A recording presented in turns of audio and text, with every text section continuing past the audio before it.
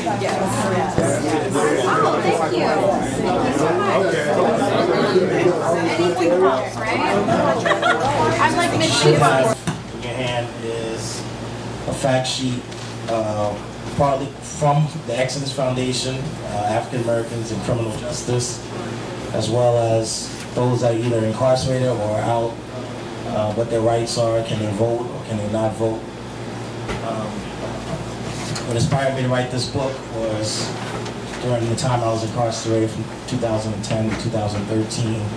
I noticed guys that were coming in and out of prison, and the disturbing fact was, despite having help being out, the Back to Work program and other organizations, Workforce One, to help people get their lives back on track, they still decided to go down that path of criminal activity and go back to life of prison and incarceration. So this book pretty much talks about what really goes on inside of prison. I recently joined the National Action Network, Reverend Sharpton's group, and I was there the last time they had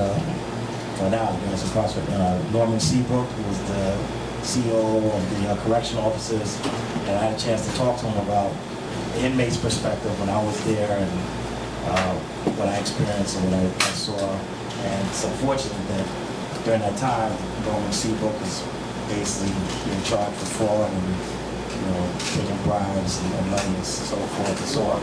Added on to what I already had. So I kept to myself, and then it inspired me to write the books that I wrote. The first one, Transformation of My Life, and then the second, Black Men and Christian Behavior. And the third one will be out in September. But what will shed some light is to the fact that all these behaviors that I saw from these inmates, fighting each other, slashing each other with razor blades and beating up correctional, all these things that you hear about and see what's going on in Rikers, all these things I experienced and I saw it, and these guys are still there now, fighting new cases because of what they did while they were on the inside. So this book is really to help those that, someone who's either inside or out, what you should not do, because it's a revolving door. First of all, the correction officers, they don't want to give you work release. They said I got denied work release 3 years in a row, despite having a perfect record and letters of support. It meant absolutely nothing. So myself and Brother Freeman, who's not here, he's with the prison ministry as well, we go to these reentry roundtables and we talk about one of the things that have to change is the nature of the crime. Because what's happening is, despite, I don't know if you guys ever saw the Shawshank Redemption, but they hit you with the nature of the crime as opposed to what you've done since you've been incarcerated. Because every time I went before the panel, I got denied for the exact same thing, and every year that passed was the same thing. So why am I even coming to work release, possibility to get out? You're going to keep saying, well, they charge you with burglary in a second. So they said that in 11, they said that in 12, and they said that in 13, but God be the glory, they overturned it January 23rd, and then it took 8 days to get me out because going back to the trial judge and paperwork has to be sent up to Ogdensburg, so it took another 8 days to get out. So during your term of incarceration, were the members of your church in communication with you, or did you get any support at all from them? Yeah, Reverend Morgan. Yeah, he wrote me. Then I reached out to him and I was like, this is where I am. And he actually wrote me a letter for work release. And in the first book, when you read it, I mentioned about, he wrote me a real nice letter. And at that time, I didn't know Pastor Williams, so Reverend Morgan actually wrote it. And despite that and having a perfect record, I still got denied. They said I was a threat to society, which is absurd.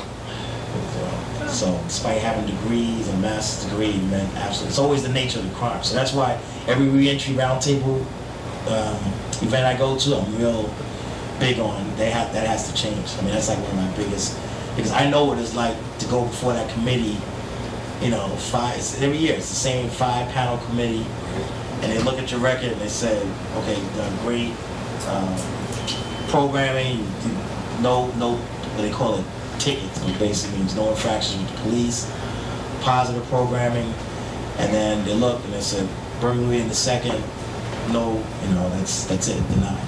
So every time I went through that, and one of my friends, Oliver, he didn't even know the story, so he'll hear about it now. But yeah, that's the unfortunate part of that. They always hit me with the nature of the crime.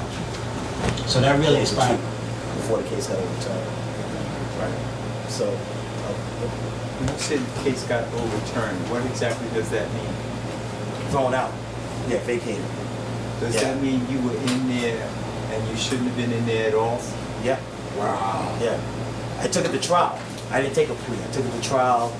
They try to get you to do a plea, didn't they? We always Yeah, they was right. And then I blew trial, got the sentence, Cop out. 42 Cop. months. And then after What that, does blue trial mean? well, you lose in the trial. Oh, okay. Yeah, you lose in the trial, and then basically you come back for sentencing, and the judge gives you the minimum, which is 42 months. Ooh. Right. So. Hey, RW too. Good to see you.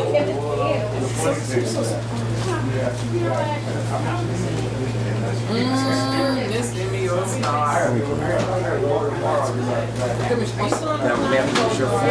book really shed some light to what the justice system, what changes need to be made. And then I gave out information on the Exodus Foundation and the mentoring part about helping those that are incarcerated be a mentor for the people. So, question.